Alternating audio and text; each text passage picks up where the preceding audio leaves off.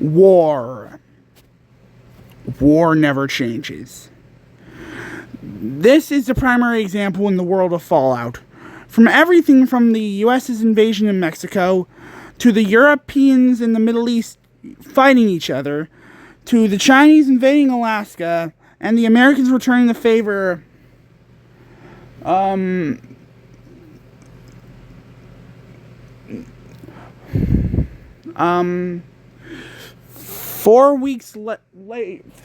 6 years later, to the world being destroyed in nuclear fire, turning the once thriving civilization known as humanity into a wasteland of fire and flesh. In the world of Fallout, this insanity was caused by a shortage of oil and uranium. And what happens if those vital resources become gone? The main geopolitical rival shaping this world is the rivalry between the United States of America and the People's Republic of China. Although it could have been called a world war, it didn't include smaller countries like Japan and South Korea, or North Korea and on the American side, or North Korea and the Soviet Union on the Chinese side. And so that got me thinking, what if World War III what if the Sino-American War escalated to World War III in 2066? In this video, you will find out. Before we begin, I must tell you something really important. I have officially unlocked level 17. That is gamer speak for it's my 17th birthday today.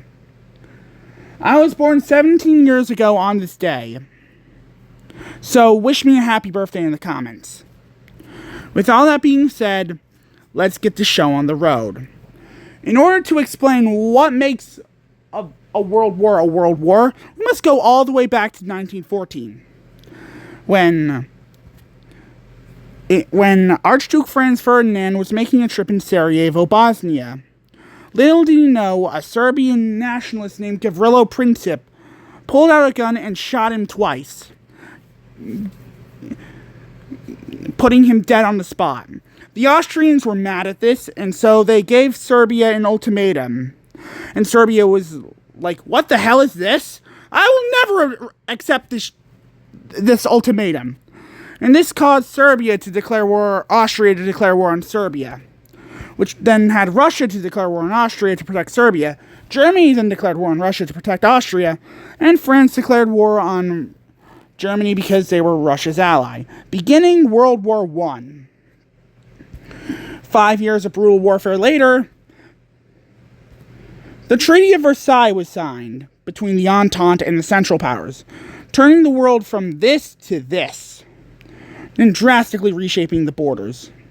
10 years of economic prosperity later, oh no! The stock market has crashed in 1929, leading us to the Great Depression. This Great Depression had made fertile ground for Adolf Hitler and the Nazi Party to take control of Germany in 1933. And this new authoritarian regime will go crazy, annexing Austria, remilitarizing the Rhineland, and even rebuilding up the German military. After they annexed Austria, they would want the Sudetenland, a part of Czechoslovakia with a lot of ethnic Germans. And so in the Munich Agreement, they allowed Germany to take the Sudetenland if they promised not to expand any further. But of course, Hitler, being Hitler, lied to Neville Chamberlain and decided to expand into Czechoslovakia, taking over the entire country and creating a puppet in Slovakia. As you can see, they also got metal from Lithuania. Now, the British and the French decided to put their foot down, and they decided that an invasion of Poland, which was the Germans' most likely next target, would mean an all-out war. Hitler invaded Poland, obviously, which caused the Allies to declare war on them and began World War II. After 6 years of brutal warfare and 121 years of Cold War later, China is suffering from an economic crisis because oil is gone in their country. And they originally had their coal mines to get away later, but they're mostly used up. As a result, Chairman Chiang began to look outside their borders. Chairman Chiang had a choice. He could either accept his country's collapse or look outside his borders for a solution, and he chose the latter. Chiang went up to North Korea and said, "Hey, you're a communist, I'm communist, why don't you join us?" And North Korea was like, "Yeah, sure, why not?" And they joined him. Then he went to Vietnam and Laos and gave them the same proposal. They joined also. But this was still not enough for Chairman Chiang, who looked westward towards the United States and their fusion technology, and he knew what he had to do. In early 2066 and in late 2066 and early 2067, the Chinese would declare war on the Americans, beginning the Sino-American War. Millions of Chinese troops would land in Alaska and take anchorage within the first years, beginning an 11-year-long brutal stalemate between the United States and America and the People's Republic of China. So why wasn't this World War III? Well, if we look back at World War I, there were two obvious alliances, the Triple Alliance and the Triple Entente. And in World War II, it's the same thing, the Axis and the Allies. Here, it's just two countries fighting each other, the United States and the People's Republic of China. So, now that we know why this isn't World War III, what can we do to change it? In the early 2060s, the European Commonwealth is undergoing an economic dilemma. The recent war in Israel has destroyed the recent war in the Middle East has absolutely destroyed their economy, and gave them little to no oil. So they made an agreement with the Soviet Union, agreeing to give up the entirety of Germany, let them annex Austria, and the Nordics. Little did the Soviets know, the Europeans had already made another alliance with the United States.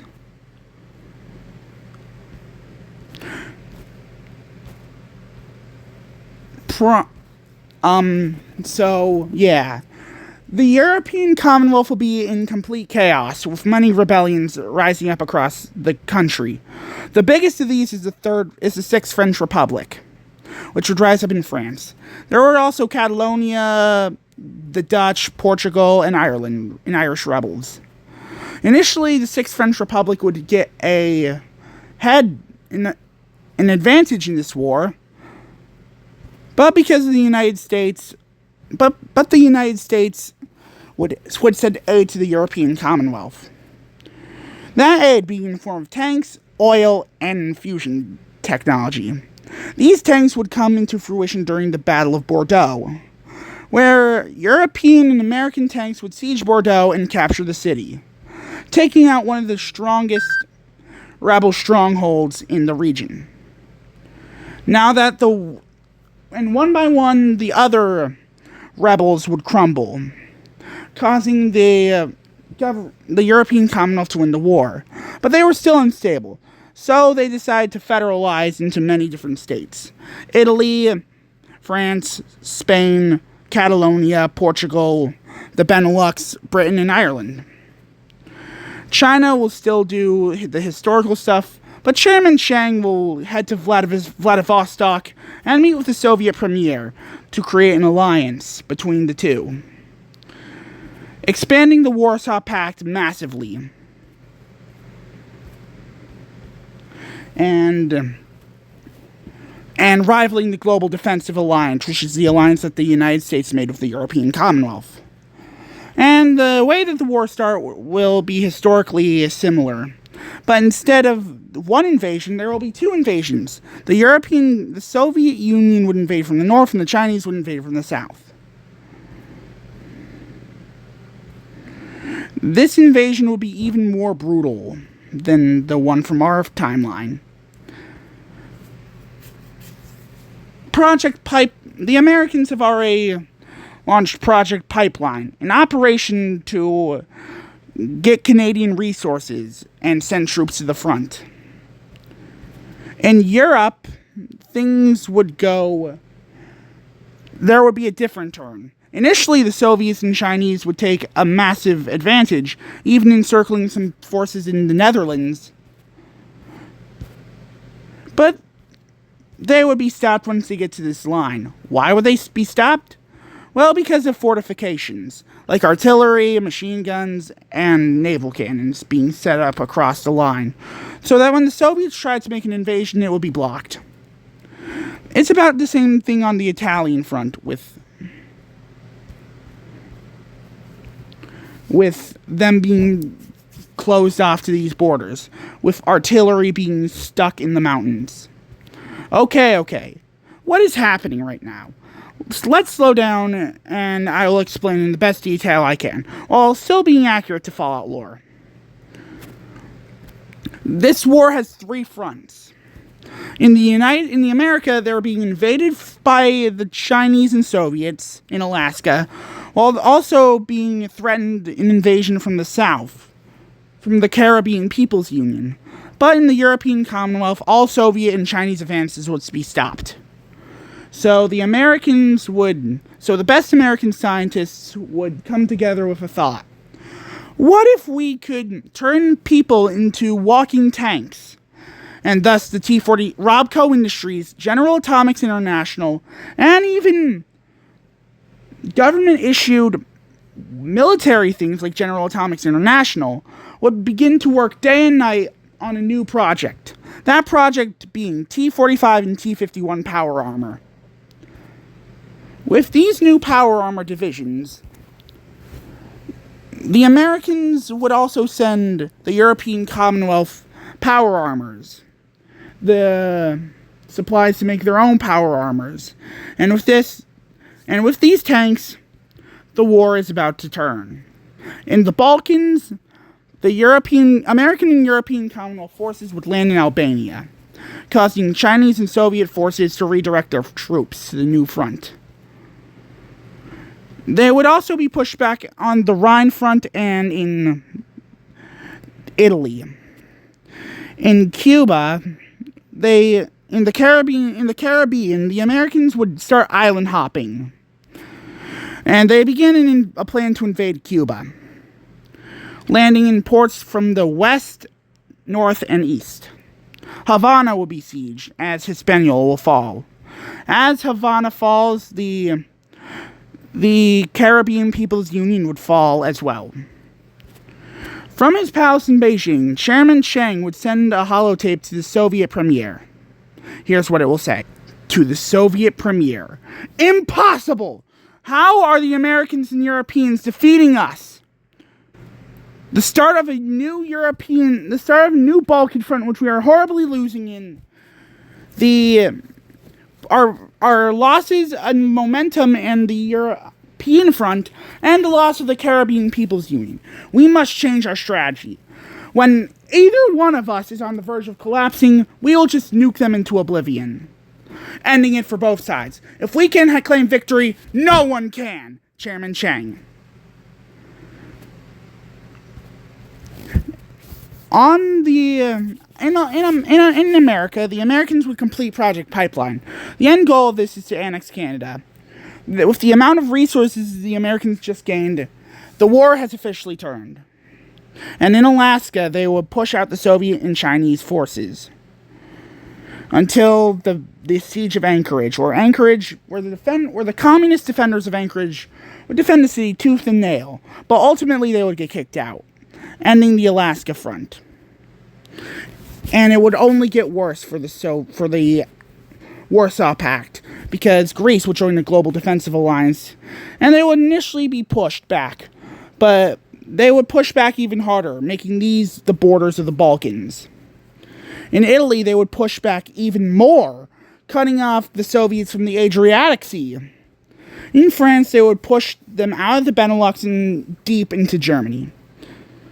And they would also land and the Americans would also land in Norway, but that's not important right now. On Asia, it's only about to get worse. China and South Korea would join the Global Defensive Alliance.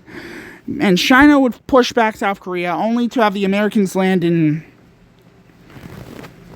Incheon and push out. They would make many landings across Taiwan, Vladivostok, and Sakhalin. They would also land in South Vietnam. They would push into Manchuria while also landing in Shandong and Shanghai. They've landed in Kamchatka. They would connect Manchuria to Shandong, and they would push even deeper into China, including into Manchuria and Amur. China would join.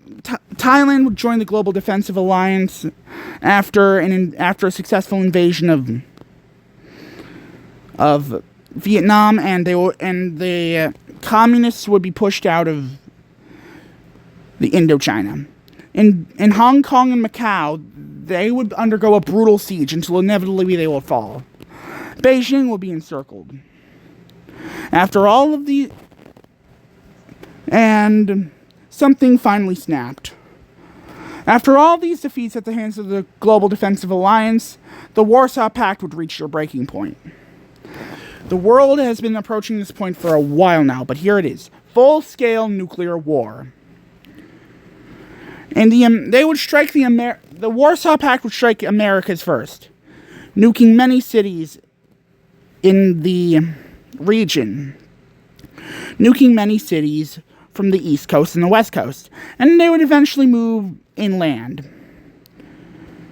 They would also nuke parts of the Balkans. First nuking the capital cities, and then nuking the less important cities, and nuking some more cities. Japan would also be nuked. In Asia, the same fate would happen, with many cities being nuked, and then more cities being nuked. Now, these nukes won't be free. In fact, the Americans would strike back, first nuking cities in Germany and Yugoslavia, then nuking cities in Poland, then nuking cities deeper into the Warsaw Pact, then nuking the first Soviet cities, and then more Soviet cities would be nuked. In China, they would suffer the same fate. Magadan, Beijing, Wuhan, Chongqing would be nuked. Also, Ulaanbaatar would be nuked. And the nukes would reach all the way in Central Asia and Omsk. Eventually, the world would be destroyed, and it will be even more volatile. What will happen in this new era of humanity? Will the humans try to rebuild, or will they create full new societies? None of this is certain, but in Fallout, one thing is certain. War. War never changes. And that's the end of the presentation. If you like this new video style, please like, subscribe, and hit the bell for notifications. I'll see you in the next one where... I don't know.